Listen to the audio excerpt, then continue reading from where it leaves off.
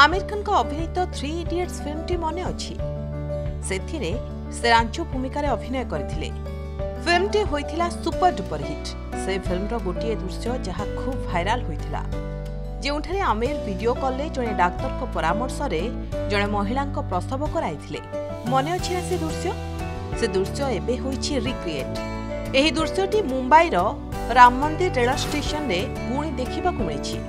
एथरो किंतु रियल नुहे रियल रे।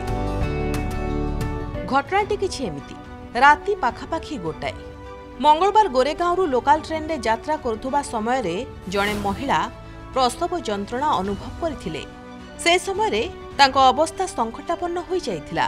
किए कोन करिबे किछि भाबी पारि नथिले, किंतु सेठारे उपस्थित थिबा जणे यात्री विकास दिलीप बेंद्रे निजर उपस्थित बुद्धि लगाइथिले आउ तुरंत जरूरी कालीन चेन टाणी देइथिले। सेतेबेले ट्रेन टी राम मंदिर स्टेशन रे पहुंचीथिला।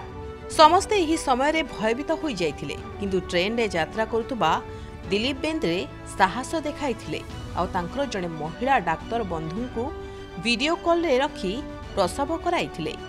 एबे मां एवं पिला को सुरक्षित भाबरे हॉस्पिटल रे भर्ती करा जाइछि। ए घटना को इंस्टाग्राम रे म्यूजिशियन मंजित धिलोन शेयर करिसंती। से लिखिसंती से दृश्य मने पड़िले एबे भी छाती थरी उठे। राति पाखापाखी गोटाए हेब गोरेगांव ट्रेन रे यात्रा करुथुबा समय रे जणे महिला प्रसव जंत्रणा अनुभव करथिले। से समय जणे यात्री दिलीप बेंद्रे तुरंत जरूरीकालीन चेन टाणी देइथिले। एम्बुलेंस पहुंचीबारे विलंब किंबा कोनोसी मेडिकल सुविधा न मिलिबारु शेषरे विकास जणे महिला डाक्टर को वीडियो कॉल रे रखी तांको मार्गदर्शन रे प्रसव कराइथिले। एई घटना सेठारे उपस्थित थिबा यात्री और रेल कर्मचारी को जेतिकी खुशी देइथिला सेतिकी आश्चर्य मध्य करिथिला। समस्ते तांकु द रियल रांचो बोली डाकिबा आरंभ करिथिले। विकास दिलीप बेंद्रे कहिसंती मु जानि नहीं मु एम्ति केमिति कली। मु प्रथम थर एमिति करिछि। खूब डरी जाइथिली, किंतु डाक्टर सांगंक निर्देश रे सबु करि पारिली। ये मो जीवनर सबुठु गुरुत्वपूर्ण मुहूर्त।